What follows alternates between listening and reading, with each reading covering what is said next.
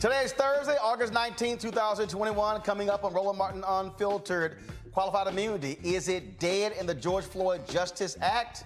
Progressives not happy about that. We'll talk with the Charlottesville, Virginia police chief about what that means. Also, a number of COVID cases continue to escalate. President Joe Biden reveals his plan for defeating the virus. Also, Republicans, oh man, they just running their mouths saying no mask mandates.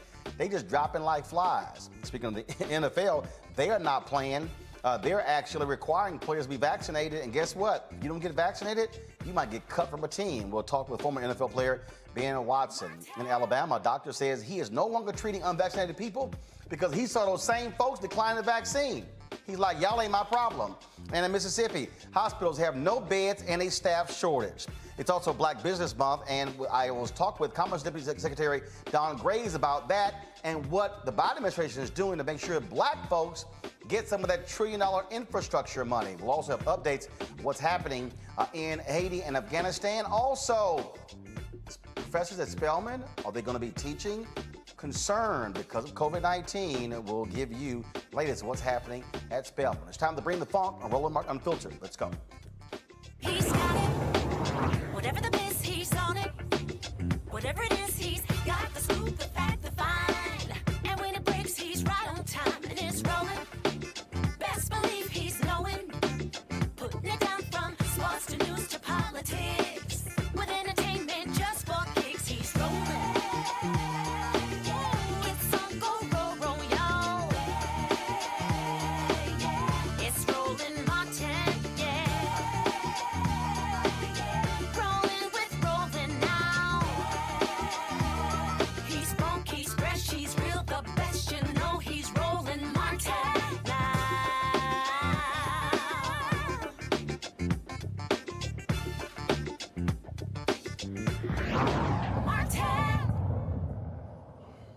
For many progressives, ending qualified immunity was the major point of the George Floyd Justice Act. Now we're hearing legislators in the United States Senate are removing qualified immunity as an option from the latest bill. Now, of course, qualified immunity protects law enforcement officers from civil accountability for wrongdoing. This protection affords officers escape from punishment when they commit crimes like murder, assault, theft while on duty. Now, advocates argue qualified immunity abolishes police accountability. What you also have, though, is you have police unions and others who say, no, it should remain in. Progressives say if qualified immunity is removed, they will not support this bill, which would cause leading to a death blow to what is already a tenuous situation. Joining us right now is Dr. Rashad Brackney, Charlottesville, Virginia Chief of Police. Glad to have you here on Roland Martin Unfiltered. So let's talk about this here because, again, all we heard last year in the wake of George Floyd's death, when this bill was put forth, ending qualified immunity was in the House bill. You've had this constant back and forth in the United States Senate. You've had others, many say, if you take this out, you really have no bill. Your thoughts? So I don't think it's a binary, right? We always seem to think that things are either one or the other and that there's no room in between. I think what our citizens are asking for, the community is asking for, is a pathway forward to civil accountability when an officer does something that violates their constitutional rights. And they want it in such a way that it's not so strict or so narrow or so unique that no one can ever get civil. Remember that, civil relief, not necessarily criminal relief. So, but the thing that we're dealing with here is that you have the unions, the sheriff's folks, others, they're fighting this, saying, no, you cannot lose that. But what form of accountability do you have for police officers? Look, this has to get passed. You have folks on the right saying we're going to stand with these law enforcement officers. You have folks on the left who are saying you got to end police, you got to end qualified immunity. So what is the happy medium? Is there one? Well, I actually think there is. And NOBLE, the National Organization of Black Law Enforcement Executives, of who I am a member, we say that the pathway forward may be that you remove the qualified immunity from the organizations itself. Most officers are going to be indemnified when there is a lawsuit or when there's a settlement. In other words, the organization, the municipality already pays that. So if the pathway forward is roll back those immunities from the municipality or the organization or the police department, you can still then leverage all of your rights or your pathways to get monetary relief, civil monetary relief through another way. And I think we should explore that a little more as we go forward, right? And there is some protections and reasons that they originally were put in place. But I think that they're so narrow that very few people ever can really get any relief or justice by attempting to use a civil suit in which qualified immunity protections are leveraged or defense is leveraged. But the thing that really jumps out here for so many people is that the onus is really on city councils and county governments having to pay these enormous penalties, and that many believe, again, that until officers are held personally accountable, then they're not going to necessarily change their behavior. We'll say, I think there's two pathways forward to that. And the first one is we need a criminal legal system that is going to hold the officers accountable. The reason that there's this hue and cry for civil accountability is because there's no faith in the criminal legal system to hold officers accountable when they violate someone's constitutional rights. Very few prosecutions and very few convictions, if any. We see an anomaly or an outlier like George Floyd, and we see there's such relief that there was some sort of justice. But if you think about it, the monetary civil actions, and you're right, the municipalities settled in advance of these criminal charges going through the system and being fully adjudicated. So it should not be on the taxpayers' backs individually. But also, if we're going to roll it back, there needs to be those concepts of how we do that for other politicians, other municipal and other federal and other government workers that may also are afforded those same protections. But let's also be honest here. One of the reasons you do not have the criminal accountability is because the laws literally are set up to give police officers, wide latitude. And so very few DAs are loath to prosecute cops. Fewer grand juries are loath to prosecute them. In fact, just today, a judge threw out murder charges against some Hawaii police officers where a grand jury declined to indict them. The district attorney felt there should be a trial. They go to court. The judge says, not enough probable cause, charges thrown out. And so residents then say, my goodness, when do we ever actually see justice? In the case of George Floyd, that was one of the few cases where it went to actual trial. Yeah, and I couldn't agree with you more. You will get no fight from me when we talk about police accountability. I just testified yesterday in front of the Virginia committee on that's advising the U.S. Commission on Human Rights and police accountability. And the systems that are currently in place do have a lot of gaps. And that is why people are railing against the system. And they've turned this moment into an actual movement, and not even just for police reform, right?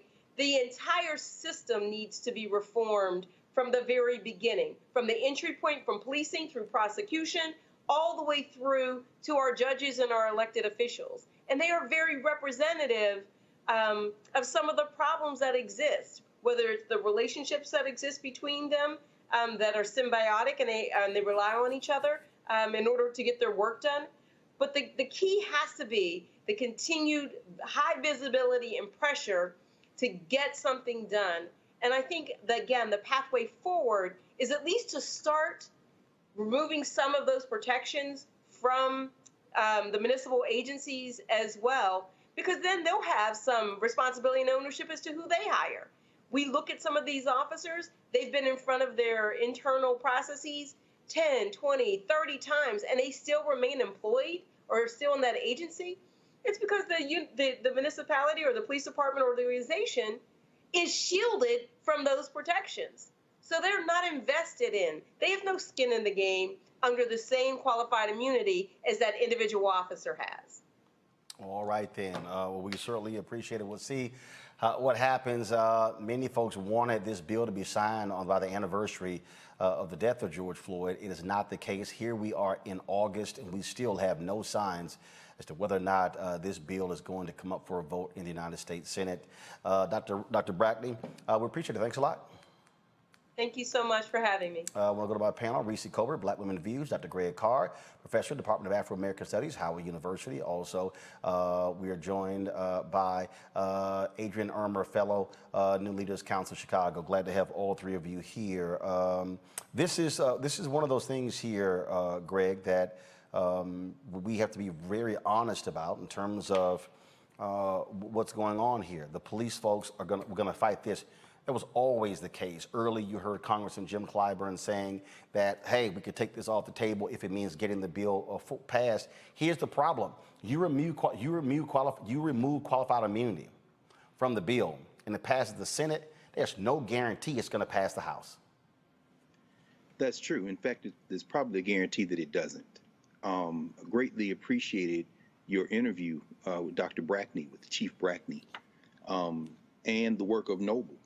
Because trapped in those blue uniforms are many Black and brown officers, officers of goodwill, officers who decided to join law enforcement because they wanted to protect their communities and serve their communities. And they are trapped by the white nationalists, by the Klan, by the white nationalist, white supremacist organizational logic of policing, which is about control and punishment. So we saw Tim Scott doing Tim Scott things again.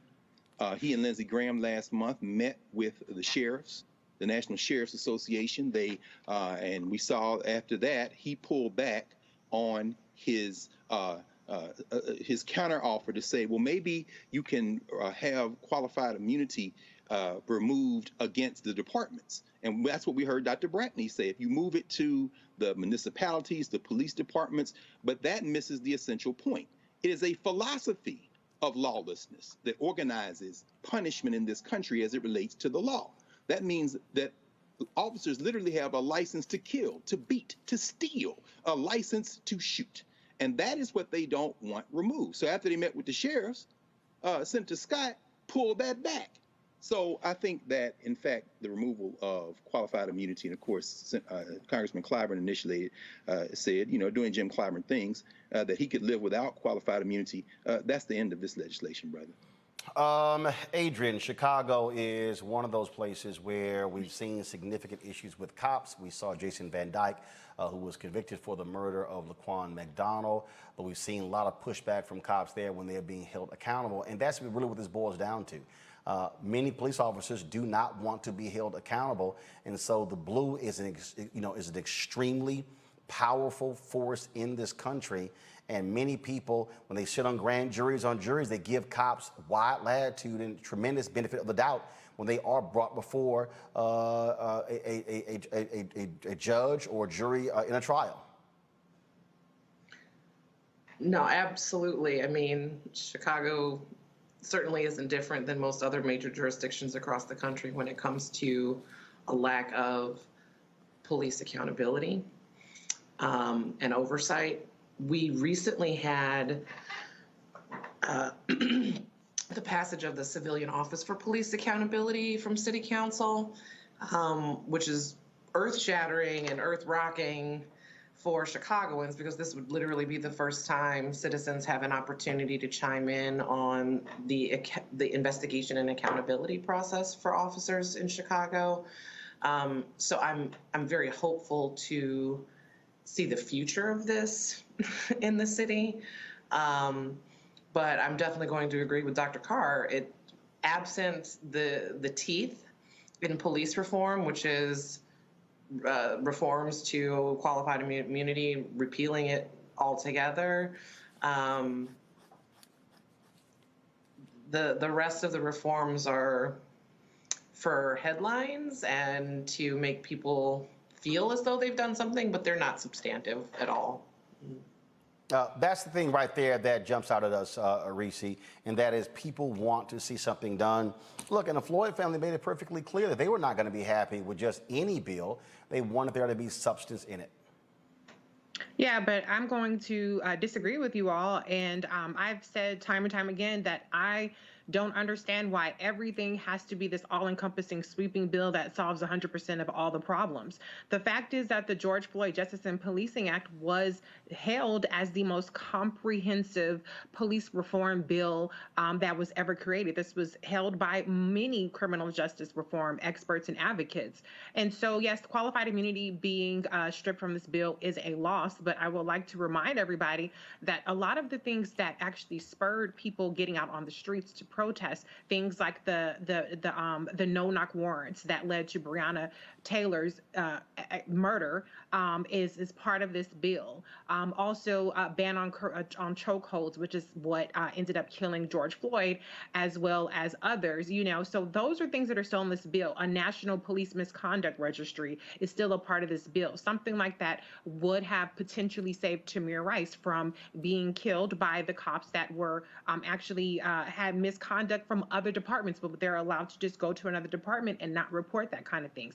Also, the standard of which would for police are held to where they have to prove that they were reckless, as opposed to that they have to prove there's a higher standard that makes it almost impossible to convict these cops of any kind of wrongdoing. So it changes from was it reasonable, was it necessary, to was it reasonable. And so there are still a lot of wins in this bill. And if you don't get 100% of it, then have a standalone qualified immunity bill and try to get that through. But I'm just not of the mindset that that without this nothing else counts. And I think that progressives tend to cherry pick one thing that they want to hang their hat on and say that this is the most important thing, this is the only important thing, and if that doesn't happen, this is worthless. And I just don't agree with that. I think that we have to get the wins where we can get the wins. We have to get the reforms where we can get the reforms. All or nothing is why we constantly end up with nothing. And in this case, I know that a lot of people feel like it's nothing without qualified immunity, but that only changes, to Dr. Brackney's point, the civil aspect, when there's a lot of things in here that changes the criminal aspect. And that's what's really letting these cops off the hook from any kind of criminal charges. But the problem is we don't even know then what's going to come out of the United States Senate, and so we also don't know what else was taken out. And that's sort of where we are. I mean, early, 2 months ago, I was hearing that Lindsey Graham and Tim Scott were proclaiming, they could bring 25 Republicans along. I don't see them. And so now here we're heading into September, and we still have no idea if there is even a bill that's actually going to come out of the Senate. If there's no bill, then nothing gets accomplished, right? So, I mean, it's not just about qualified immunity accomplishing nothing. If that's out of it, nothing gets accomplished if there's no bill. But if you can get a bill that has at least some of these reforms in there, that is progress. Well, no. And what I'm saying is we don't even know what else hasn't been taken out or else, right, or it's what's included. And so that's also, so the deal. So I get the idea of having a bill, but you also want to know if there's some bills that get passed that frankly have no teeth. There's some bills that get passed that really are more ceremonial. The question is, will a bill get passed in the Senate, or are they going to put a bill up that actually has some teeth in it? That is the question, absolutely. And I think when we see the full bill, we can evaluate it at that time for what it actually accomplishes. What I'm saying is I'm not willing to write off the criminal justice reform efforts entirely because of one specific thing, which I concede is a big deal. I'm not saying that it's not a big deal, but what I'm saying is I'm not willing to write it all off, given the other things that we know of were at least in the bill at some point. Now, if they're no longer in the bill, then we can judge it as a simply ceremonial bill, something like the Juneteenth signing. But if there is still a lot of these things that were championed, not just by the senators and the House of Representatives, but by actual criminal justice organizations and advocates and experts, then that's when I'll make my decision as to whether or not it's worth a damn. But until then, I'm going to withhold some judgment on whether or not anything will be accomplished. All right, well, go ahead, I'm sorry. So I think we have to separate. There are two different things I think we're talking about. One, let's assume that everything that is currently in the bill except qualified immunity remains in the bill. I do agree that would make that bill better than the alternative. Even as we understand, at the end of June, the New York State Supreme Court struck down the New York banning the Eric Garner Act banning chokeholds for being unconstitutionally vague. We understand that if everything in the bill remains in the bill and is passed and goes to the president for signature and becomes law, that does not address the fact that without qualified immunity, a nationwide database will not result in not hiring the killers. It'll just make sure that the people realize that they have a staunch record of killing, robbing, and shooting before they hire them. It won't get rid of chokeholds. It will simply mean that the force that was applied will then go to the grand jury that won't indict, will go to the prosecutors that won't. The key to all the other reforms is striking the fear in the pocketbook of individual killers. Because as long as we are paying for that murder through lawsuits, and be very clear, if Minneapolis had not settled, George Floyd's family wouldn't get a dime, because the lack of qualified immunity, in fact, would mean that once the city says, come get us, and the court decides that there is no constitutional level of civil rights violation because the officer had that discretion, they are now precluded from going after Derek Chauvin. Let's be very clear. If everything in that bill remains, hey, I'm saying, hey, go ahead. Cori Bush has said, if we compromise, we die. It's not too far from the truth if you take out the one thing. They are not all equal. Qualified immunity, in fact, is the platform on which all the rest of those things rest. They're two different things, I think. But Dr. Carr, I respect that. But one thing I will say is, I mean, we found that white supremacy is still profitable even outside of the system protecting it. Look at Cal Rittenhouse. He raised over $1 million for his bail. He's walking the streets free, not dead from selling loosies on the street, on the street like others are. So, I mean, there's always going to be a bailout for killers, for whether they're cops, whether they're white supremacists, white nationalists. So, I mean, in that case, we can never solve any of these issues. So, I mean, I agree we can, but I just think that there is some merit to what is being proposed. It's not going to solve everything, because at the end of the day, in this country, we have a white nationalist way of policing, and we've talked about that time and time again. But I'm just saying that there are some measures that can improve at least a little bit. And I know that that's not a lot, but I do think that it's worth at least acknowledging that if that does in fact pass. Adrian, go ahead.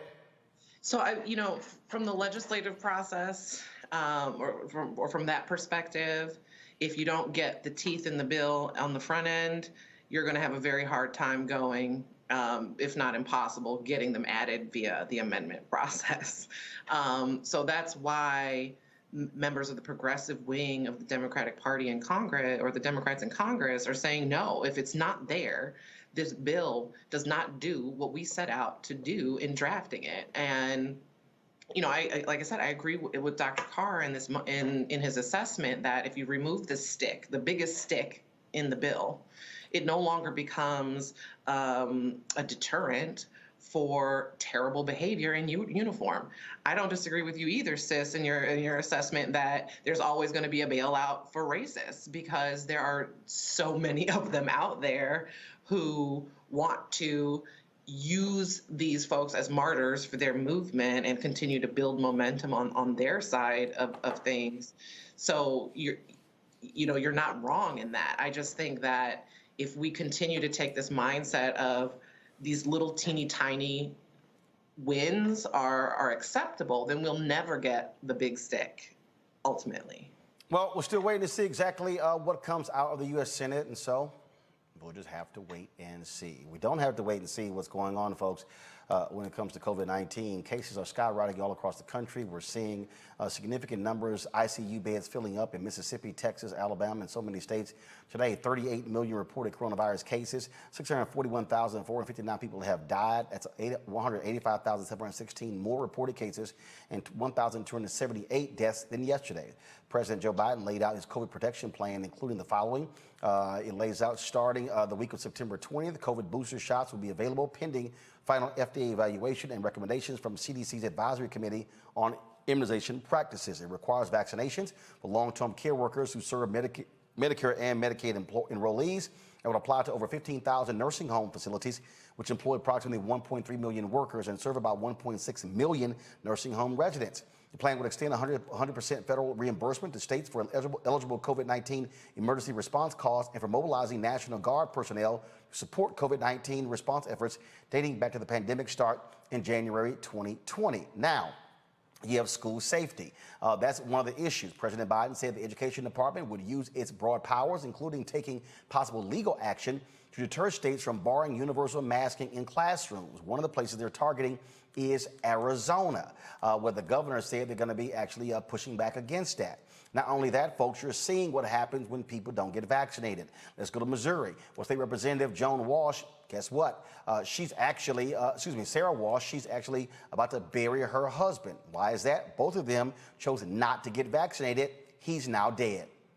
She announced on Twitter that her husband, Steve, died this morning. The 63-year-old was the communications director for the U.S. Rep. Vicky Hartzler, and he has been hospitalized with COVID-19 and placed on a ventilator about 2 weeks ago. Now, she had COVID, was never hospitalized, and recovered at home. As I said, neither was vaccinated. Let's go to South Carolina. A Greenville County Republican Party leader, Presley Stutz, he died today after battling COVID-19 for nearly a month. This is the same person 3 weeks ago posted this photo while he was in the hospital and was a proponent for, quote, freedom and liberty. No one should be forced to wear a mask and get vaccinated. He's now dead. In New Orleans, what are Republicans doing? They're actually, folks, fighting the legislature there.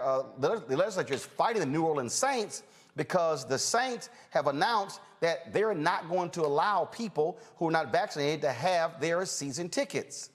Check this out. Now, today, there was a panel discussing various things in the legislature. Republicans are trying to stall funding for the city of New Orleans as well as for the Superdome because they're not happy with what the Saints have announced. They're not happy at all. And the Saints have also announced that they're not giving those season ticket folks a refund back as well. Speaking of that, the NFL, they're making it clear players need to get vaccinated or they're going to have to go into a protocol program. Atlanta Falcons, they're the first team to have a 100% team vaccinated.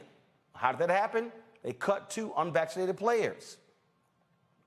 Here's the deal. If you're unvaccinated, you now have to wait 5 days before another team is eligible to pick you up. So if you're an NFL player and you choose not to get vaccinated, you might be out of a job. Fair or not? Let's talk to Ben Watson, longtime NFL player, played tight end in the NFL for several teams. Ben, glad to have you on the show. Good to be with you. You have coaches like Ron Rivera who's been really pissed off with players not getting vaccinated. The NFL has also made it clear they're not going to do what they did last year. Players come up positive, they're not delaying games. This could actually cost teams wins if they have to forfeit games as well. What do you make of the NFL making it perfectly clear if they're taking a very hard stance when it comes to vaccinations in the NFL season? Well, both the NFLPA as well as the NFL and all players, look, all the cities have a vested interest in having a full NFL season. Look, last year, there was no vaccine, but last year, no game was canceled. A couple were postponed. Nobody missed any game checks. That was a big thing that came out early as well. So not much has changed from a protocol standpoint, but now what the NFL is saying is if you have not gotten the COVID-19 shot, you will have certain freedoms. You won't have freedoms that others have that have gotten it. And so what we've seen, look, I'm proud of the NFL players, quite frankly, because when you look at the vaccination rate before the season started, so go back about a month, about 85% or so of players had gotten one of the COVID vaccine shots. Now, about a month later into training camp, 92% of players. And so they're trending higher than the general public. Players are getting vaccinated. Of course, there are some that aren't. And I, for one, say, you know what? It's your choice. We will always say you have a choice. As a union, we say, look, we're going to protect players. We're going to do our best to provide you with the education. But at the end of the day, you have a choice. But it's going to be more difficult for you moving forward if you have not taken the shot. And look, this is what I keep saying. Yes, individuals have choices. And your choice may very well determine whether you have a job. Well, it's funny you brought up the Falcons. Now, I will venture to say, depending on who that player is, I've been in the NFL for 16 years, depending on who that player is, they could get vaccinated or not get vaccinated and not get cut. And so I'll venture to say that those who were removed from the team, the Atlanta Falcons, were probably on the lower end of the depth chart. But yes, even coming in, look, it's difficult for teams and staffs to deal with this. You have vaccinated players and coaches that are coming up testing positive, unvaccinated testing positive. And this needs to be a safe environment. So if you haven't been vaccinated, you'll be subjected to many of the same protocols as last year. Contact tracing, mask wearing, social distancing. If you are vaccinated, you have different freedoms. And so as the country goes, you will see the NFL go. And as you mentioned before, cases are skyrocketing. And so it's a very real and present danger, but it's also an evolving virus that we don't have all the answers to. Well, how about this here? You have also coaches. NFL announced that Tier 1 personnel must be vaccinated. Well, the Minnesota Vikings, they fired Rick Dennison, who was their assistant coach, because he refused the COVID-19 vaccine. Again, Dennison had a choice. He made his choice. They said goodbye. And also what's specific about that is that coaches are not unionized. And so when you have a union like the NFLPA, we can negotiate with the league. We can protect our players. We can agree on certain protocols, which are the protocols that are in place right now to prevent these sorts of outbreaks, so to speak. But coaches don't have that. And so you see a coach getting fired simply because he didn't take a vaccine. One of the things, we're bringing in a panel here, Reese. One of the things I think is important here, that what we're seeing, when Ben talked about you're seeing the increase in people getting the vaccine, it's because when they realized their jobs were on the line. Same thing happened. Look, people are sitting here, is the federal government going to issue a mandate? Guess what? Corporations finally said, we're not waiting on y'all. So when Disney and Walmart and law firms and other companies start saying, you ain't vaccinated, you can't work here, the hospitals did it. I mean, I see these people out here protesting who worked at hospitals saying this is unfair. And the hospital's like, what the hell are you talking about? We're the ones who are in the medical business. You people who work in nursing homes who are complaining, same thing. But we've seen so many people who died of COVID who were in nursing homes. This is what happens when private business, when big business says, okay, y'all can fight over those mask mandates and all sort of stuff along those lines. Even all those yahoos on Fox News, we discussed it yesterday. They're running their mouths on the air about mask mandates. Guess what? The company that cuts their checks got a mask mandate. Fox News yelling about COVID passports. Every person who works for Fox News got to put their information in a database to show and prove they're vaccinated. So it's amazing how folks run their mouths, but when the company says this is how we rolling, you can make your choice. Keep your job or get that shot. And it's quite disingenuous, honestly. If you have people that are vaccinated, people that have taken the shot, but then they will continue to talk about the fact that others maybe shouldn't. Also, I would venture to say that this is a result of some education, because especially in the NFL, you have very healthy individuals. You have individuals who have played an entire season last year without missing game checks, without missing games, even though there was no shot to take. So the protocols that were in place were clearly working. You also have the history.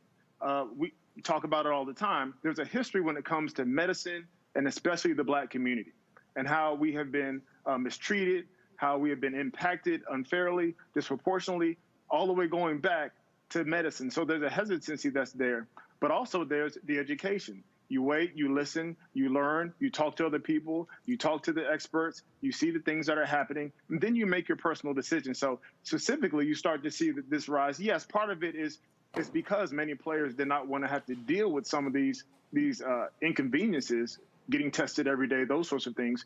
But there's also the impact of, okay, I've done my research, I've studied, I've talked to my family, I've made a decision that's best for me. I made it because I wanted to do it, not because I was immediately forced to without me having any agency. And I will always stand up for a player having agency. That's also what the NFLPA will always stand for. I think, Reese, I think a lot of those players did do that, but also I think that threat of not getting that check had an impact as well.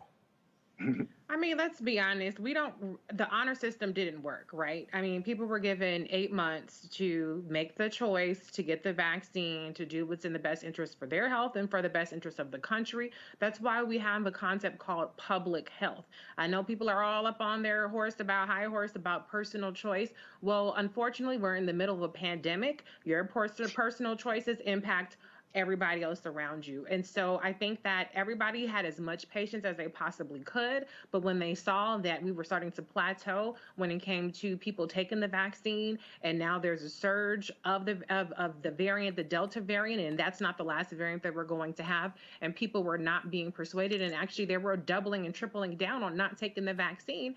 these corporations and the government had to step in and say, listen, take the vaccine or you're going to have to suffer the consequences. We're not going to subsidize your obstinance when it comes to believing that you don't have to take the vaccine. If you want to spend a whole bunch of money on CMOS and vitamins and increasing your immune system, more power to you, but you're not going to be able to, without consequence, go into the emergency room and increase the medical costs for everybody in our company when it comes to corporations and their healthcare, because they have to pay for that. And the same thing with the government. And so we tried the honor system with the mask, and all kind of people dropped the mask, and we saw a resurgence of COVID. And so unfortunately, you have to twist people's arms to do something that is really in their best interest. And some people will disagree that it's in their best interest. But even if you don't feel like it's in your personal best interest, I think it's indisputable that it's in the best interest of the country, that we have as many people vaccinated as possible, that we're taking as many preventative measures in trying to stunt this disease from taking off even more. And, protecting those who actually have no choice but to not take the vaccine, like kids and like people with certain medical conditions. And so if you have to twist people's arms, hey, I think the country is actually still mild compared to other places like Canada, which just recently instituted a ban on air or public transportation if you are not vaccinated. They're not even offering accommodation for you having a rapid test. If you're not vaccinated, you're not getting on a plane. You're not going on public transportation, period. So I still think that when it comes to America, hey, maybe you can find a place that's not for vaccination that you can work at. You don't have to work for the federal government. You still have a choice, but your choice has consequences, period. Well, we had, of course, we saw this couple out of Florida, Adrian, who were arrested. They had a fake vaccination card when they flew to Hawaii. They their ass in jail right now. So you see that That's happening. That's forging a federal document. Huh? That's forging a federal document. Well, and I think that's the thing that people don't understand. You run around, talk about your little fake vaccine cards. You are violating the law. Oh, absolutely. And we've seen multiple stories of even healthcare professionals producing CDC cards either fraudulently, like not having received a vaccine, but being given a CDC card, or reproducing them and selling them illegally on things like eBay. Like, really? You think the federal government isn't out here monitoring the transactions of false documentation around vaccination? And it's not just employers that are jumping on the responsibility bandwagon. Insurance companies are now making you pay a larger portion of your hospital bill if you're unvaccinated and end up in the ICU with COVID complications, which I think is a reasonable. And look, I'm not the one who's going to be banging a drum for big insurance companies, but this is a reasonable. This is a reasonable carve out that they're making, because these folks are taking risks not just with their lives, but with everybody else's lives, and using up valuable healthcare resources in a time where it's not where folks are suffering from things that aren't just COVID. We also are seeing this impact in education, Greg. There are a lot of concerned professors out there as well when it comes to students returning to the classroom, kind of protocols that they actually have in place as well. The folks are putting out all sorts of things, talking about there were, you were having different, strikes at Spelman. I reached out to Spelman. They said that it's actually not happening. They laid out exactly what's going on about the fall classes. They will have in-class learning, but they have mandatory vaccinations requiring COVID-19 testing, symptom track and monitoring, contact tracing, mandatory mask wearing, frequent hand washing and disinfecting, physical distancing, isolation and quarantine measures. But again, you're a professor of these universities are requiring folks to be back in class, just like what's happening in NFL. People who are operating in close quarters, it gets unwieldy in terms of what you're able to control and who to control. Yeah, I think it's almost impossible to manage, Roland, quite frankly. I mean, this November will mark 30 years since Magic Johnson announced he was HIV positive, and we all remember that and the shockwaves it sent through. Whether it be Kirk Cousins with the Vikings or somebody else, I suspect, Brother Watson, it's going to take a superstar getting COVID, maybe even dying, to finally send a message in what was a $16 billion profit industry in 2019 that made only $12 billion last year, the NFL. I mean, it's entertainment. And, you know, I've made the choice not to watch a snap since Kaepernick. But, yeah, I taught my first class over at Howard Law School last night in person. And I can tell you right now, I don't see how any entity, any of the 400 colleges that have required that all of us be vaccinated, and most of those colleges and universities, by the way, in states that were voted for Biden in the election. So most of my colleagues at HBCUs, most of our colleagues, brother, since you're on the faculty at Fisk, are in the southern states, in those American apartheid states, being forced back. And I've been talking to a lot of my colleagues, and I'll tell you right now, whether it be students, staff, or faculty at any of these schools, especially our black schools, there's no way to enforce everybody all the time. The best you could do with all the resources would be kind of spot checks, you know, temperature checks, maybe. Everybody's vaccination status has to be uploaded. And anybody who's been to the AUC knows the configuration of those schools. You know, Spelman's behind a gate. They can do probably more than anybody. However, what you're talking about is a consortium. Any student in the AUC can take a class at any of the schools. And as a member of the faculty who, for the first time since last March, stepped into a classroom last night masked up with the students who are masked up, I can tell you right now, not only was I nervous, not only are they nervous, but this is far from being settled. And I don't expect any administration to be able to give any policy statement at any university that will encompass the desires and the will of the faculty for two reasons. Number one, the faculty is never of one mind. And number two, particularly at black schools, organizing faculty becomes a difficult proposition. That having been said, I suspect that the situation at Spelman, at Clark, at Morehouse, at Howard, at Claflin, at all the schools, all HBCUs, is going to be like at those other schools, the Georgetowns, the Stanfords, wherever. It's going to be a fluid standard, because I read the piece that Spelman had on its website. It's 20-some pages. And on page 2, it talks about extraordinary circumstances. None of us knows what this is going to do next week, the week after. And so I think what's going to end up happening is we're going to have to piece this out week by week, brother. But all of us are nervous and all of us are concerned, particularly those of you who send your children to us to be educated. Believe me, we're all on pins and needles, brother. And, You're right. Adrian, go ahead.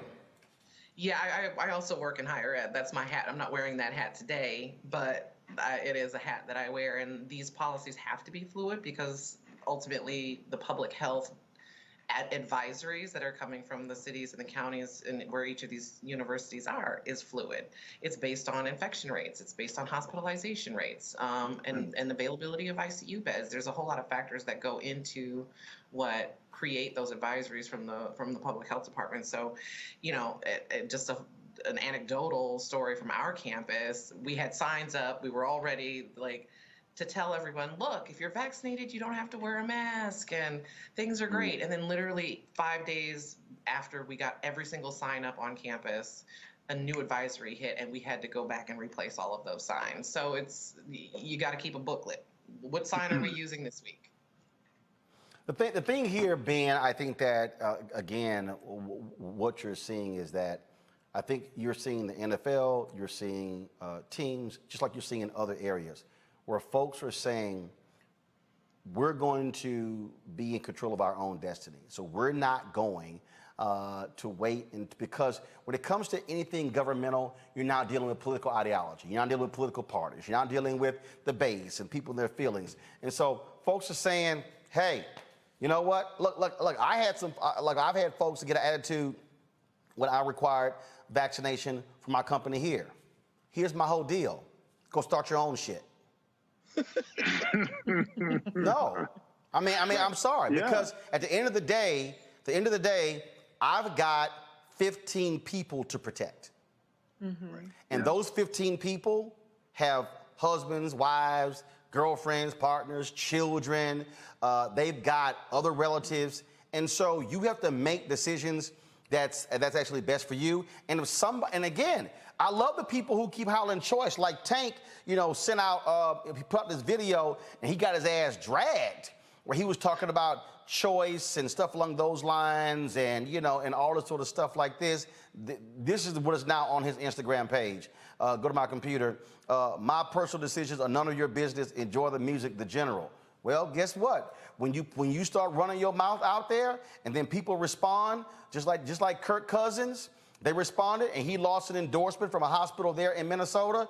When you had Jay Cutler, who ran his mouth about he didn't like mask mandates, and Uber Eats said, holla at you later.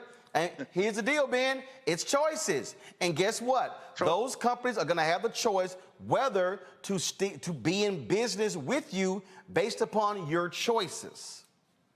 They do, No, and absolutely. choices always have consequences. I mean, I have 7 children, and so my wife and I tell them all the time, your choices actually have consequences. Those 7 children, well, 5 of them are school age, and the school they went to 2 weeks ago, before school started, there was an optional mask mandate, and then before school started, it changed into a mandatory mask mandate for several weeks, and it's going to be fluid. That's the thing. I think that part of the frustration that so many of us have is that we just don't have the solid, concrete information that we're used to having. I'll take it to the NFL. A lot of players were tweeting and upset a couple weeks ago when the NFL made that new memo because the expectation was, if I get this shot, I won't be tested, I won't get the virus, I won't be able to pass the virus. And as we've seen, people who are vaccinated can get the virus. Their symptoms, however, are nowhere near as what they would be if you didn't have it. They can also pass the virus. And so that's where we are right now. And I think you're absolutely right when you say that companies, corporations, they have to take care of the people that they're entrusted with taking care of. They have to make the right choice at the right time, which will allow their business to continue. And right now, that's to tell people to get the vaccine. But the frustrating part is that it's been so politicized in the beginning, which it should not have been. And also, there's such an evolving recommendation coming from the experts that people many times have a certain distrust, and it makes it difficult for those making decisions to make them. Well, let me say this here, and Ben, feel free to pass it on. If there's any NFL player who is confused or concerned about the details, tell them they should watch this damn show. Here's why. Here's why, and this is very basic for anybody who's watching. And I've heard other people talk about, oh, well, this was told and then things changed. Yes, because that's what viruses do. Right. Viruses wreak havoc. They create changes. And the thing is, last night we had Dr. Graves from North Carolina A&T on, who specifically explained what happens when a number of people chose not to get vaccinated, how the virus mutates when it hops from one body to the other, and how it is forever changing. A virus is constantly trying to figure out a new way to hurt more people based upon the previous person. And so I think part of the problem here is that there are a lot of Americans, white, black, Latino, Asian, Native American, I don't care who they are, a lot of people. This is what is a problem with, I think, for a lot of us Americans. We want certainty. If I take this shot, I'm cured. 100%, I'm warding everything off. Nope. Then they're like, okay, what's the deal? Well, because there are a thing called strains, there are variants. Well, what do you mean there's a strain? I took the vaccine. Yes, the vaccine that you took was specifically meant for the COVID-19, that particular virus. New variant, you require a different type of vaccine. And I think that's what's been driving me crazy when people, I listen, first of all, I don't listen to the idiot Joe Rogan, never, okay? When he's trashing Fauci, oh, he's been 100% wrong. No, he's not. They are in a constant race. They are constantly trying to figure out where this thing is going. It literally is trying to catch a comet by the tail because you don't know where it's going next. And I think the problem for this country is we like for everything to be nice and neat, in the box, perfect. Here's the whole deal, it's all straight, everything is just fine. No, it just doesn't happen that way, and that's what's driving people crazy. And this is why I keep saying we're going to keep putting black scientists and black doctors, people who are literally trained in this, discussing this. If I want to have an in-depth conversation about how to become an NFL all-pro tight end, I'm probably going to call you, Ben. I'm not going to call that brother down the street, okay, who got 38 followers, but he's dangerous with Google. And I just think that that's what the NFL did, which I think is important. They said to the players, oh, you got questions? Here are experts. Ask any of them questions. And a lot of players did that, but you didn't have all of these, again, these YouTube doctors and these Google historians out here. And I hear your point about, you know, black folks in history when it came to medical stuff. But guess what? White folks are taking the same vaccine we taking. Right. Same one. And so that's where I think credible voices, and I went on Tank's page and I said, Tank, your ass ain't no expert on singing, but not this shit. And so somebody just got to go ahead and say it. Yeah. And to your point, I mean, that's why the NFL is at 92%. I mean, I can't, there's not another population. I mean, the general population is nowhere near that. And so you're right about the experts. We got experts together. We've had, I say we, I'm retired now, but I've been on some of the calls. They've had several calls with multiple medical experts to ask all the questions that you need. A lot of guys were concerned about their families. A lot of guys are concerned they got pregnant wives. They've got little kids. Some guys, I even talked to guys that were in college over the last year, some guys who actually opted out of their last college year and they're going into the NFL draft. Some of them opted out because they live with their grandmother. They wanted to take care of her. And so the information is out there. And I agree with you 100% as far as the expectations. That's what's frustrating. But it's even more frustrating when you have a certain expectation and you feel like it's not met and you wonder what you can do to trust the next recommendation. You got to keep pushing those things out. So I'm gonna hit up. So go to my computer. I'm gonna hit up Ebony, and we're gonna see if we can do this. And so Ebony Hilton sent this out. This was in response to these posts that that Tank made. Bakari sell a slam tank for us, and then she said, "I honestly feel a candid conversation on a big platform could help so many. Just go through questions. I'm volunteering myself," and she mentioned all these doctors. So here's what we are going to do. Okay, this is what we are going to do. So we now have the ability for us to be able to take calls. And so I think what we're going to do is, and we're going to try to work it out, we're going to try to pick a day next week to do exactly that. Whole 2-hour show, we're going to have real doctors. No disrespect to entertainers, nobody who's in entertainment, nobody who's in sports, nobody who's dancing, real scientists and doctors. And folks, you got questions? Fine, ask them. That's what we're gonna do, because it has to happen, because there are too many people. I got 2 texts this week. Fraternity brother, again, brother refused to take a doggone vaccine. He dead. Another guy who's sitting here, his best friend wouldn't take the vaccine, wouldn't do anything. Guess what? His best friend's now planning his funeral. And so there are too many of us who can be living longer, but are making other choices. So I'll be going to try to do that. Ben Watson, I appreciate it, man. Thanks, sir. All right, thank you so very much. Anytime. All right, folks, got to go to a break. When we come back on Roland Martin Unfiltered, more on today's show, including an update on what's happening in Haiti and Afghanistan. Don't forget, folks, if you want to support what we do here at Roland Martin Unfiltered, look, the blackest show out here. Please support us by joining our Bring the Funk fan club, where every dollar you give goes to support this show and what we do. Every dollar. You can, of course, we're asking our fans to give on average $50 each. You can go to Cash App. You can go to PayPal, Venmo, Zelle. Cash App is $RM Unfiltered. PayPal is R Martin Unfiltered. You also have Venmo, RM Unfiltered. Zelle is Roland at RolandSMartin.com. Roland at RolandMartinUnfiltered.com. And so I've had folks giving during the show. Antoinette Knoll, I certainly appreciate it. Thank you so very much. Let's see here.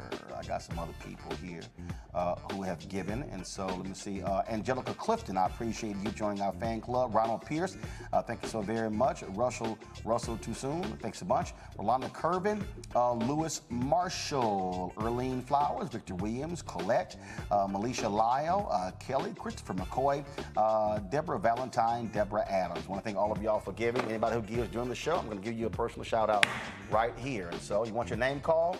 All you got to do is give. Cash App, PayPal, Venmo, Zelle. I'll shout you out. I'll be back in a moment. When you study the music, you get Black history by default. And so no other craft could carry as many words as rap music. I try to intertwine that and make that create whatever I'm supposed to send out to the universe. A rapper, for the longest period of time has gone through phases. I love the word. I hate what it's become, and to this generation, the way they visualize it. Its narrative kind of like has gotten away and spun away from, I guess, the ascension of Black people.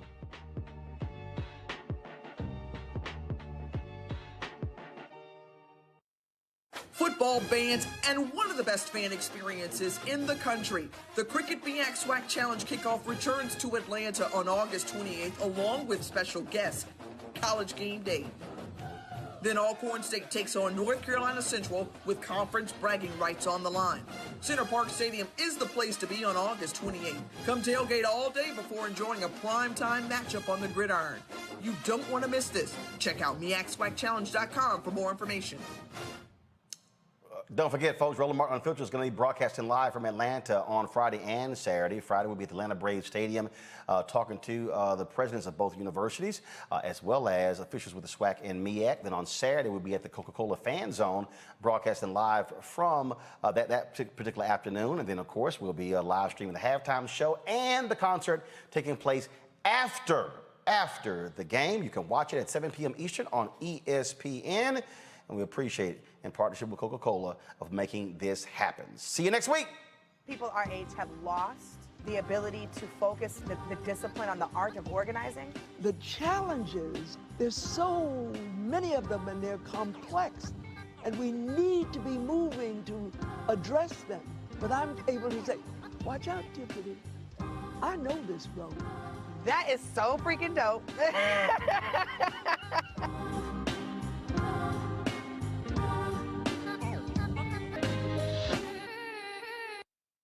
I'm Chrisette Michelle. Hi, I'm Chaley Rose, and you're watching Roland Martin Unfiltered.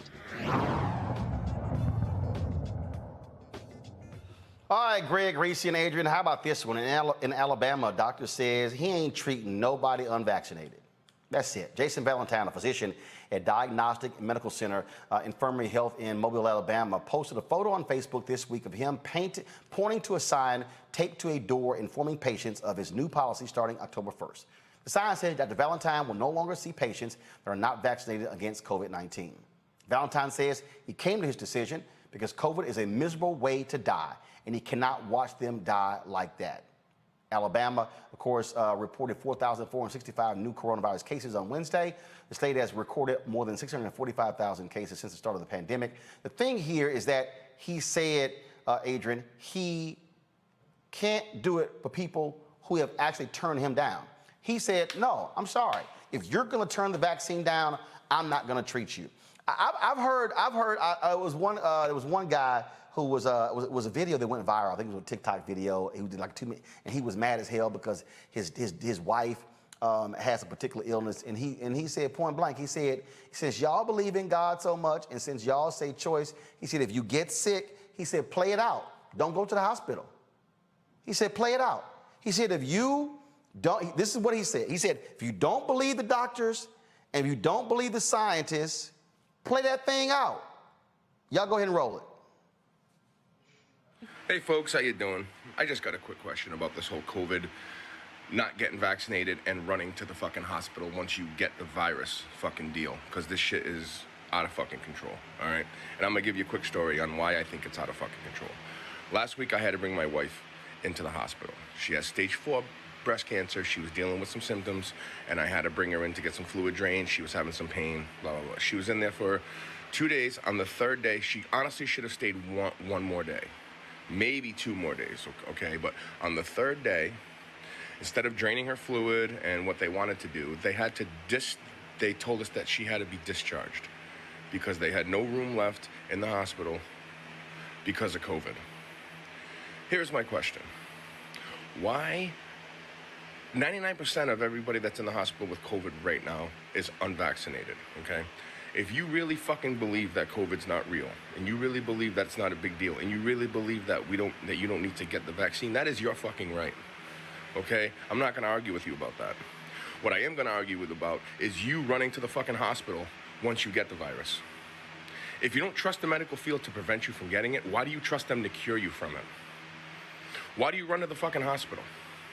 If you really believe that COVID's not a big deal and it's not this, that, the other, and you don't get the vaccine because stick to your fucking guns and keep your motherfucking ass at home. Stop running to the hospital, putting everybody else at fucking risk, and in turn, the collateral damages. People like my wife who actually need medical fucking help for a chronic fucking disease get kicked out of the hospital because your dumbass is too stupid to go get a fucking vaccine shot. Keep your ass at home. If you really believe COVID's not a big deal, prove it. Stick to your fucking guns, keep your ass at home, and fucking deal with it. Well, I think I'm gonna start with Reese because Reese, I think he went to the Reese school of viral videos. I think I heard at least 28 F-bombs, 3 or 4 MFs in there. And so you get to comment first. Well, I completely can empathize with where he's coming from. I don't know if people remember last year, the whole reason why we shut down as a country was because we don't have the capacity to deal with a surge in hospitalizations. I guess people forgot about the tents in the garages and the ship that had to come to New York and the mobile morgues that were established because of the amount of people that were dying. We don't have an unlimited amount of hospital capacity. In fact, as of yesterday, there were 5 states that have over 90% ICU capacity. Alabama, the state of that doctor who's refusing to treat people who are unvaccinated, has 99.3% ICU capacity. And that does that. So that means if you have cancer, if you have a heart attack, if you have a car accident, any kind of situation that requires medical attention, you're fighting with people in the hospital who refuse to take the vaccine, period. And it is a little bit unfair to those folks because there are people who have pre-existing conditions that make them immunocompromised so that they can't take the vaccine. And because of their immunocompromised position, they need more medical treatment that they cannot get. In some places, elective surgeries are being canceled again. And so this is a problem. This is creating a burden on our medical system. And that's why we have the concept, like I said earlier, of public health. It's not just a matter of personal choice because people on a personal level cannot always be compelled to do the right thing for a society at large. So I completely empathize with his frustration. And one other thing I want to say too is I'm trying to not be completely cold-hearted about this because I really do find it heartbreaking that we are seeing more and more stories about people who are unvaccinated that are dying. I just saw a story yesterday, a 49-year-old Black woman who's a teacher in Florida. She took her entire family to get vaccinated, but she did not get vaccinated herself, and now she's died of COVID. It's tragic. It's heartbreaking. Dr. Ebony Jade Hilton yesterday shared a statistic about how 120,000 children are now orphans because they've lost their parents to COVID. And we're at a position where this is preventable largely by taking the vaccine. And it is a choice to not take it.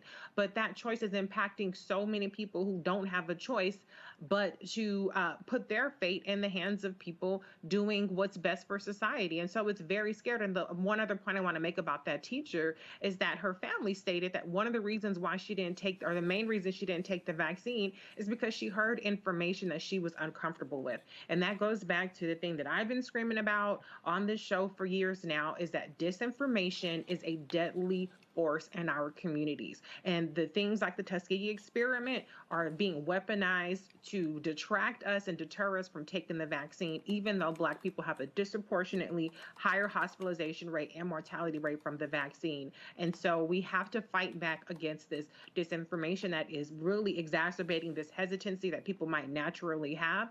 And we have to try to save some of these lives because people are being indoctrinated or fooled by this really, really insidious disinformation that is permeating our communities. So, Adrian, is the doctor, is he right or is he wrong?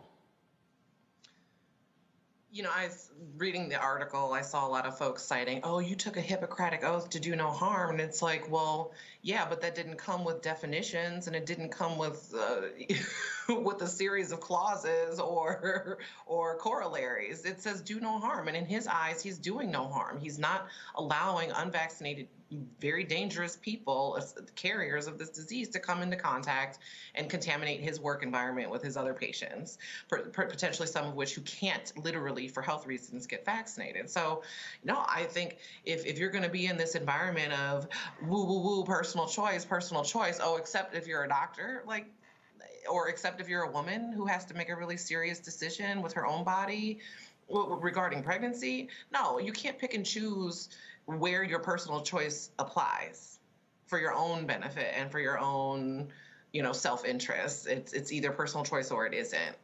So, you know, I that piece really frustrates me because the same people who say personal choice don't believe the same thing when it comes to women's bodies. Now,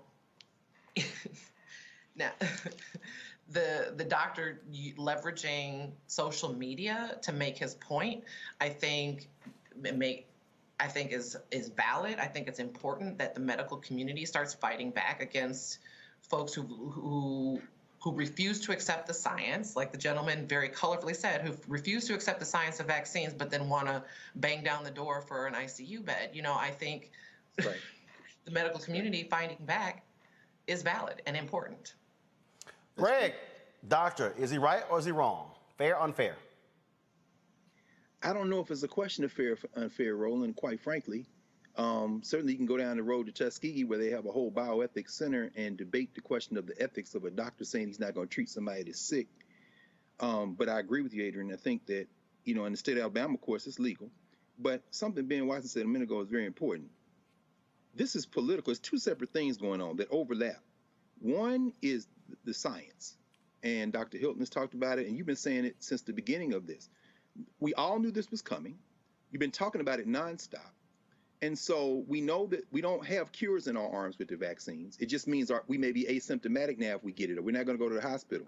As I'm sitting in class again last night, you know, everybody's masked up, and I'm saying we might have COVID in here right now. There's not the infrastructure to test everybody every day. And even if there weren't, we got it, and you quarantined and went home. That's one thing. But with the variant, and we're starting to see breakthroughs now, it may be the Delta variant get you, or the Lambda variant get you, or so forth and so on. But that's a whole universe of conversation. The other conversation, and Watson brought it up, is a political conversation.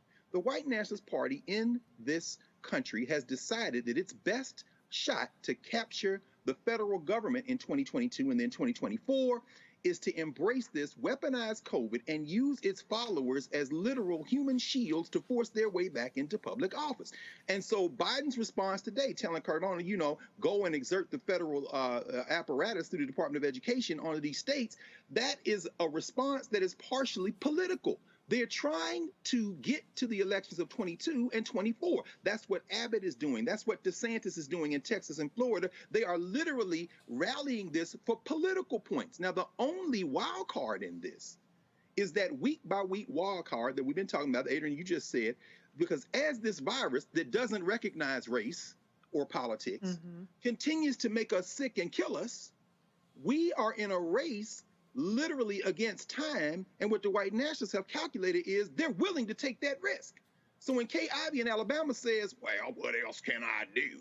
I can't tell them to take it. I done told them to take it. No, you didn't tell them to take it early on, because you made a political calculation to put your white nationalist followers on the line, and now that they're dying, the thing that might break this up is those white people and those black people and those other people who come to their senses when somebody in their family gets sick or dies, worse if they are the carrier, vaccinated, unvaccinated, to kill somebody. But frankly, none of us know how this is going to turn out.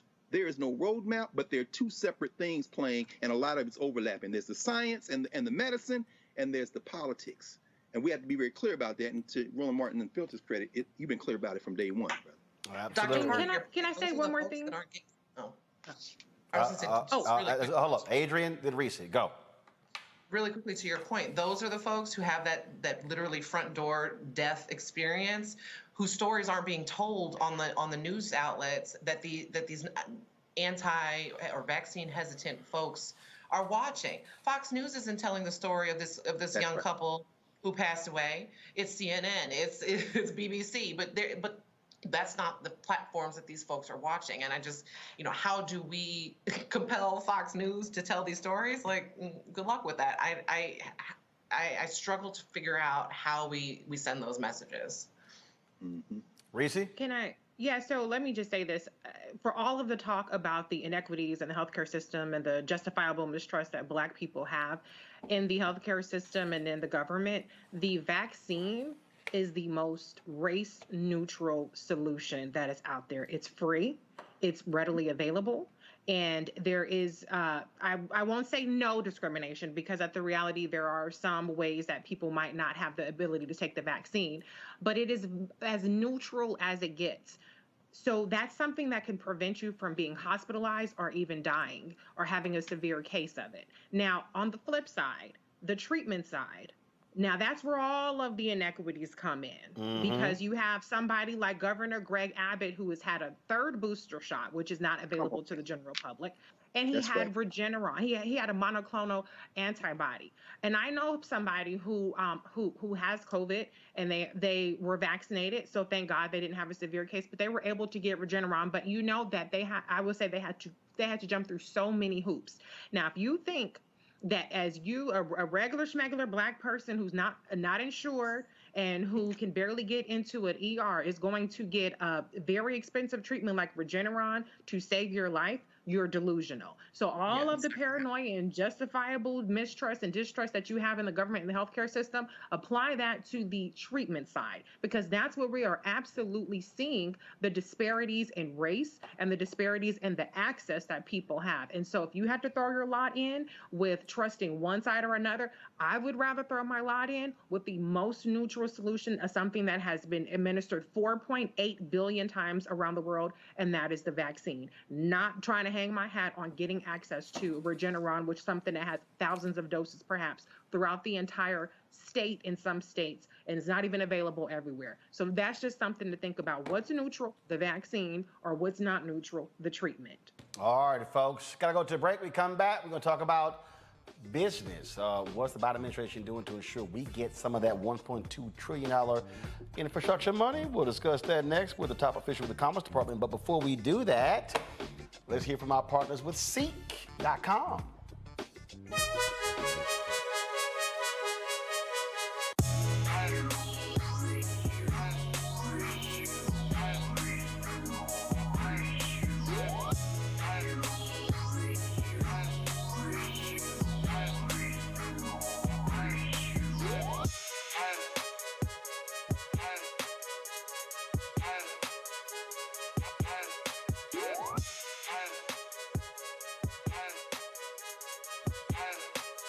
Folks from Seek.com, Black-owned company founded by Mary Spio. Folks got a couple of products that's for our listeners and viewers. This is their VR headset where you can watch their content, 360-degree video, as well as virtual reality video. Just pop your phone right into here, close it up, and then you can see that VR content. They got different color VR headsets. This one is blue and white. Y'all Sigmas will love that one. Of course, I prefer the black and gold one. That's the one I have at the house. You also, of course, have their headphones. Greg, you'll like these here. They got the black and gold headphones, but Greg, you might like these all gold ones right here. You might like these right here. 360-degree sound as well. You can use this for gaming. You can use this, of course, for music as well, watching movies, all of that good stuff. Use the promo code RMVIP21, RMVIP21, if you want to actually get one of these two products. And of course, when you purchase them, the resources portion of that comes back to us here at Roland Martin Unfiltered. I'll be back in a moment.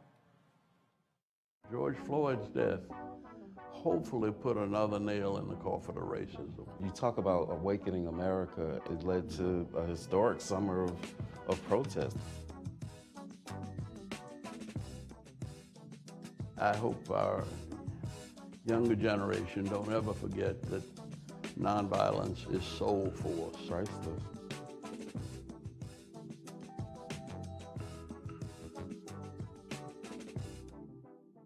Football bans and one of the best fan experiences in the country. The Cricket BX SWAC Challenge kickoff returns to Atlanta on August 28th, along with special guests, College Game Day. Then Alcorn State takes on North Carolina Central with conference bragging rights on the line. Center Park Stadium is the place to be on August 28th. Come tailgate all day before enjoying a primetime matchup on the gridiron. You don't want to miss this. Check out MEACSWACChallenge.com for more information. It ain't just about hurting black folk. Right. You got to deal with it. It's injustice. It's wrong. I do feel like in this generation, we've got to do more around being intentional in resolving conflict. You and I don't always agree. Yeah. But we agree on the big piece. Yeah. Now, conflict is not about destruction. Conflict's going to happen.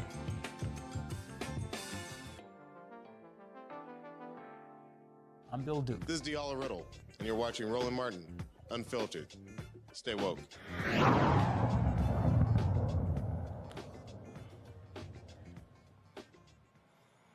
Trillions of dollars will be spent on infrastructure in the United States. The question is, how much of that is going to flow towards African Americans? That was the question I posed to Don Graves, who's a top official, Deputy Secretary for the Commerce Department of the Biden administration. Here's our conversation. Secretary Graves, glad to have you on Roland Martin Unfiltered. Let's get right to it. One of the things that our audience keeps focusing on is the impact for African Americans when it comes to this economy, especially when it comes to federal contracting, when it comes to this infrastructure bill. How is that being made a priority?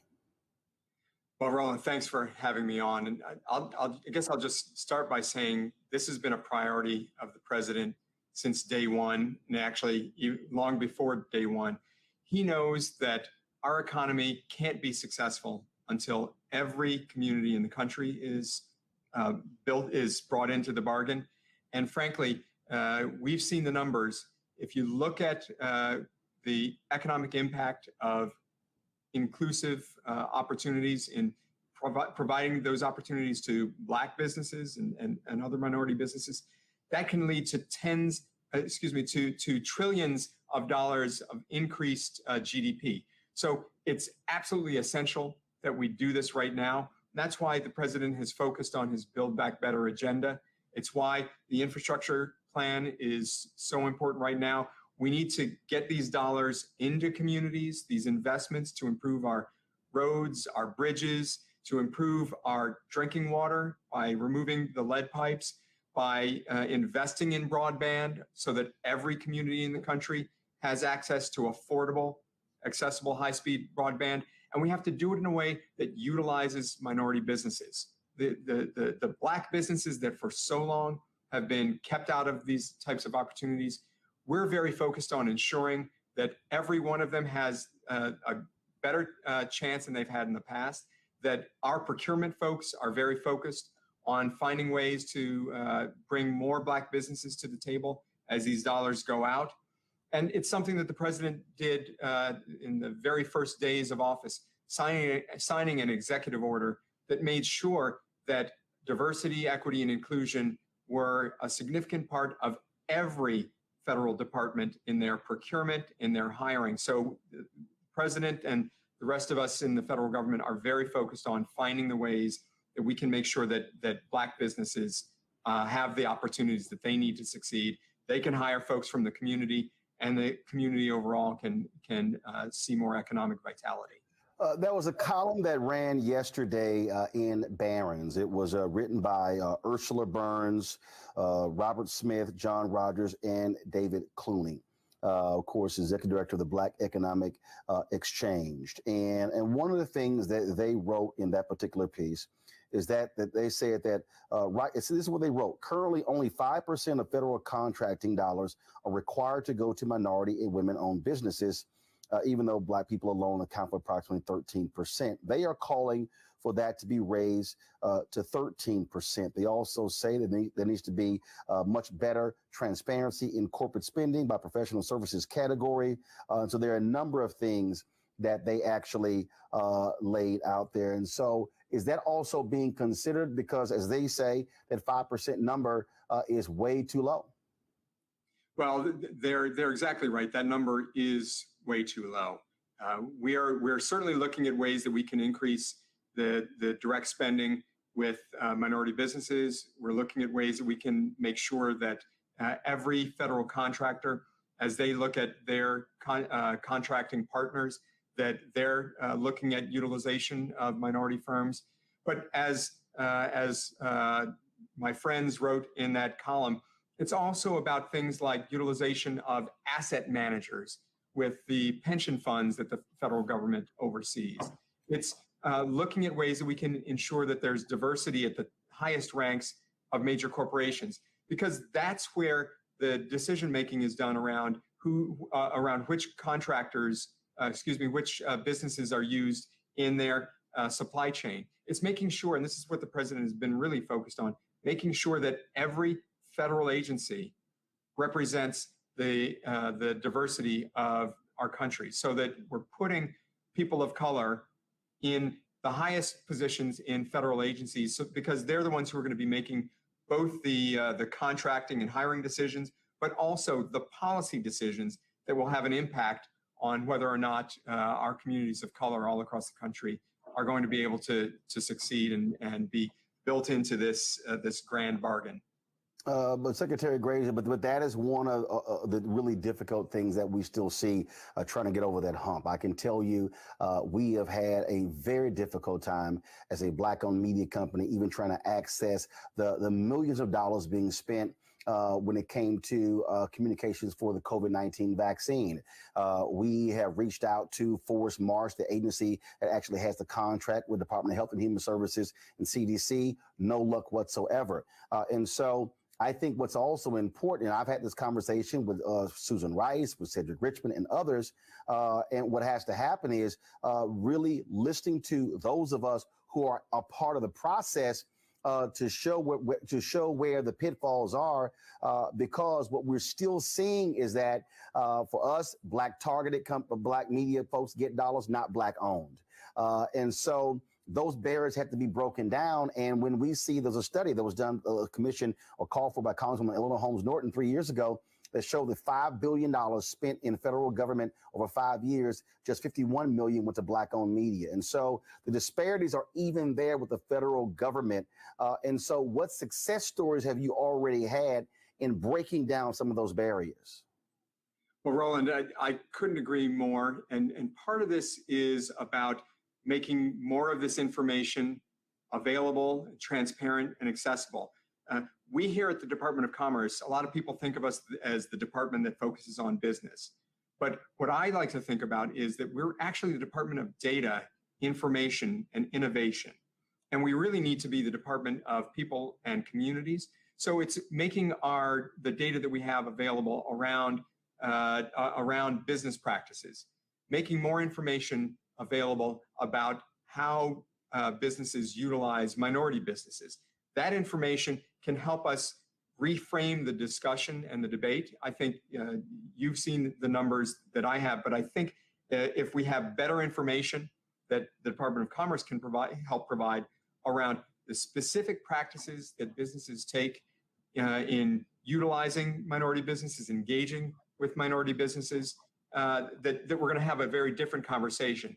But it's also doing things like with our Minority Business Development Agency, which we hope and expect once the infrastructure bill is passed, will get a significant plus up in funding, because it's going to require you said it. So many businesses weren't able to participate in things like PPP program and other COVID-related programs. Part of that is because they didn't have the credit and capital. Even when they had the know-how, they didn't have access to the funding to be able to grow, to handle those types of contracts.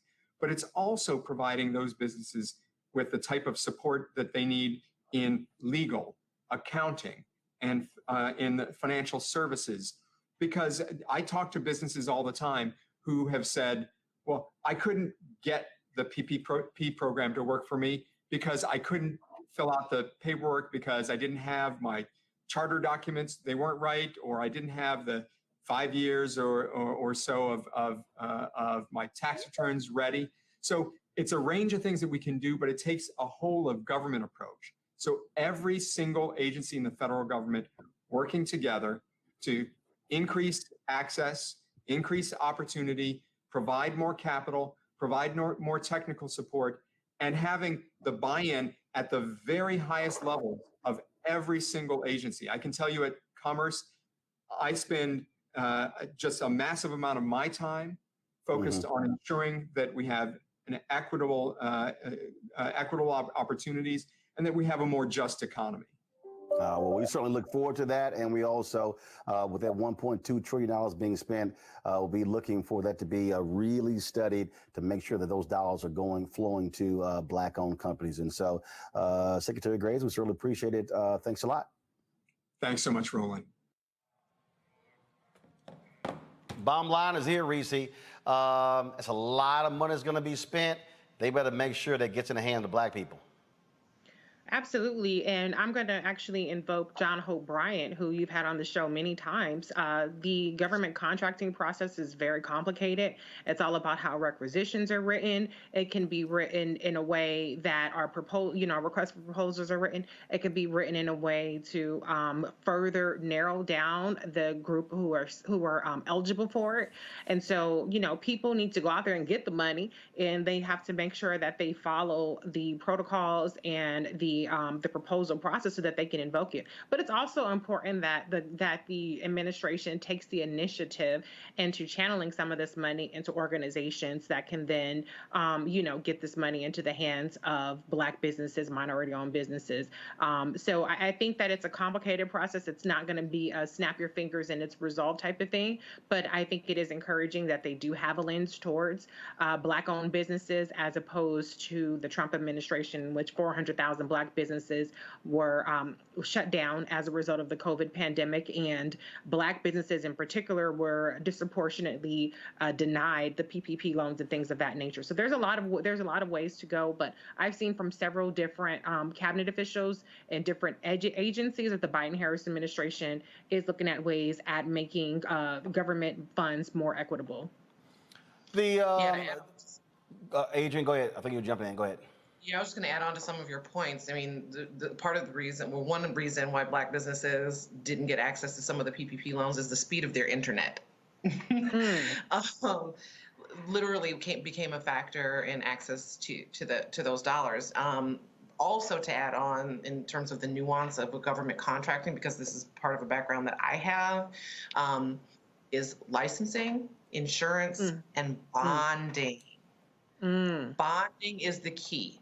Most Black businesses capable of doing government work don't have the bonding, and that's because they're not given access to it. They're not shown how to access it at the level that the government requires.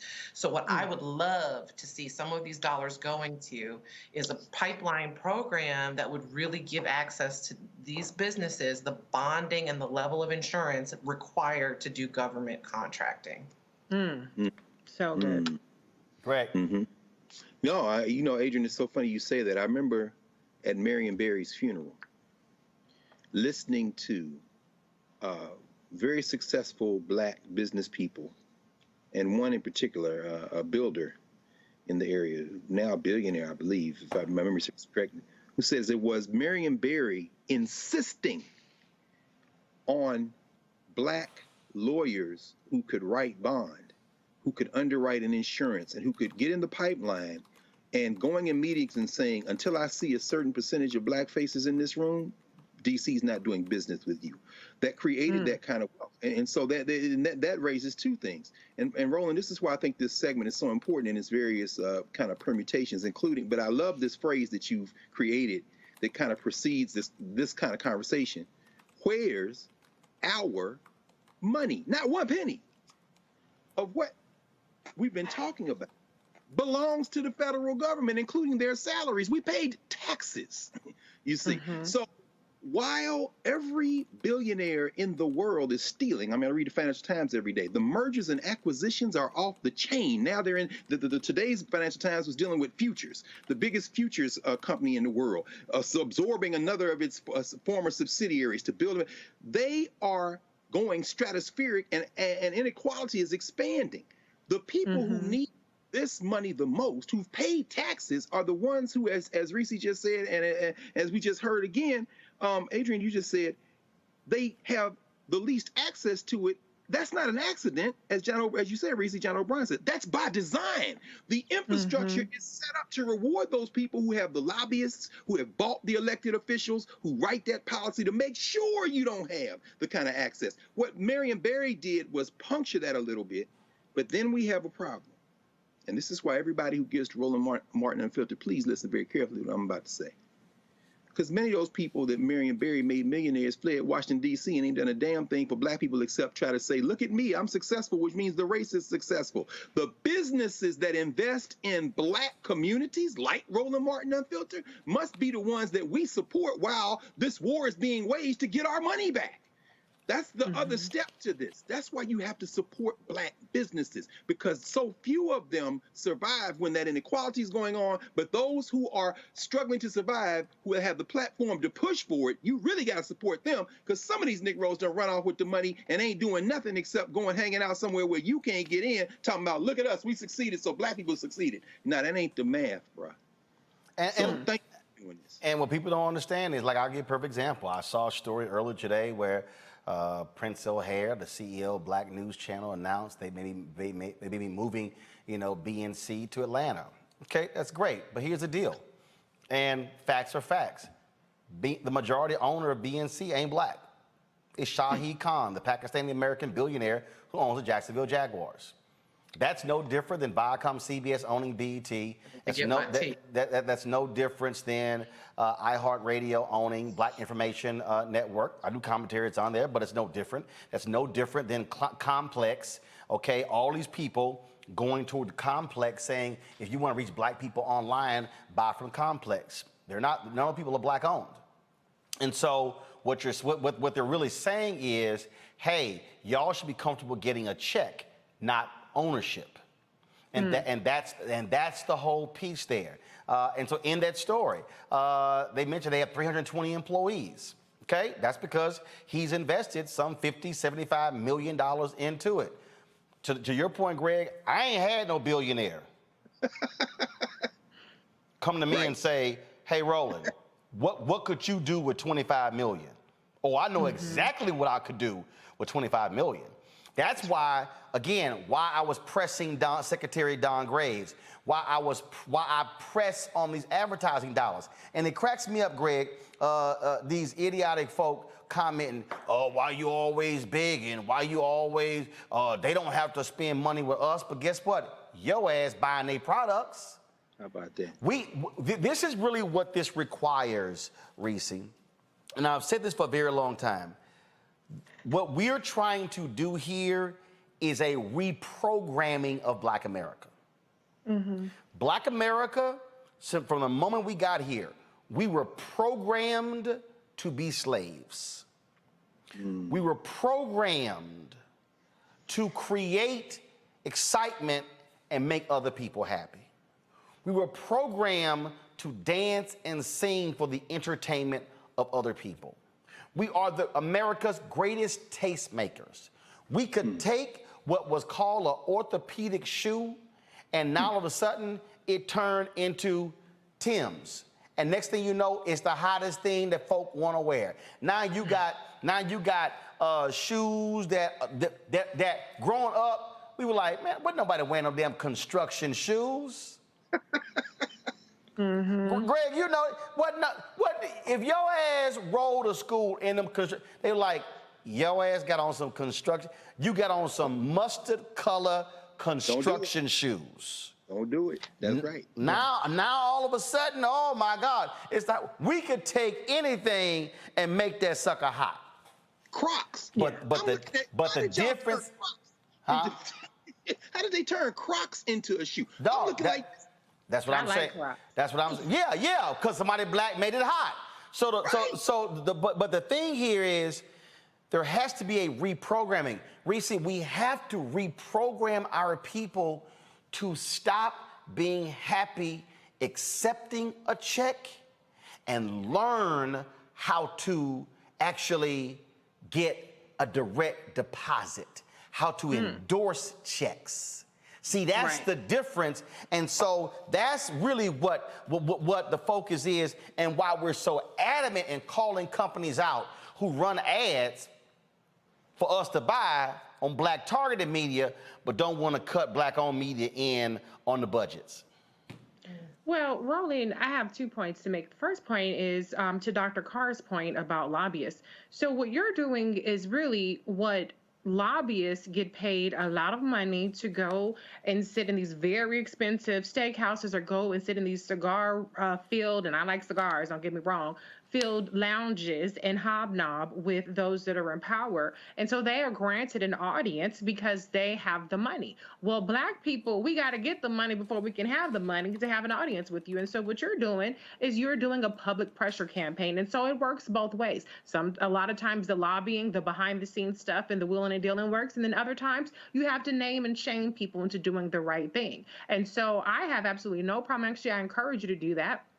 And what you're doing is actually helping people beyond just your business. It's helping black media. And I think it's helping open some people's eyes to the fact that a closed mouth does not get fed. This is not charity. Nobody is going to give black media or black people anything just to be nice. They're going to do it because there is an impetus for that. This whole racial reckoning that we had, and people were, donating money. Black Lives Matter, I think, what did they get? 30 million or 300 million or some very large amount people were upset about. They did that because that was something that they could. Oh, Van Jones. Yeah, Van Jones got $100 million from Jeff Bezos, which is absurd. But all of this is because there's a look to it. They have to do that for pressure and all things like that. Like I said, it's not altruism. So I think that what you're doing is absolutely necessary. And the second point I want to make is something I've made several times on the show, is that black people are the validators of this country. We're the trendsetters. We're the tastemakers, as you just said. Black Twitter is something that can make or break a show, a movie, etc. And so we have power that we can harness. We make or break political campaigns and candidates. And we have to harness that power a lot better. And people that have the power, that have the platform, like the Tanks, like the Eddie Griffiths, et cetera, I can go on. Layla Ali, even the other day, was posting some things. They could lend their platform to what Dr. Ebony Jade Hilton said, for instance, which is convening a bunch of black doctors and experts and have these conversations, but they won't, because that's not something that they find to be particularly popular or profitable with their audience. And so instead of making information and facts and science profitable and popular, they choose to side with the other side. Instead of making entrepreneurship and, as you said, Roland, endorsing checks popular, they are happy with getting crumbs and going along just to get along. But that is not what's going to benefit our community. It's not going to benefit our collective and keep us alive and keep us thriving.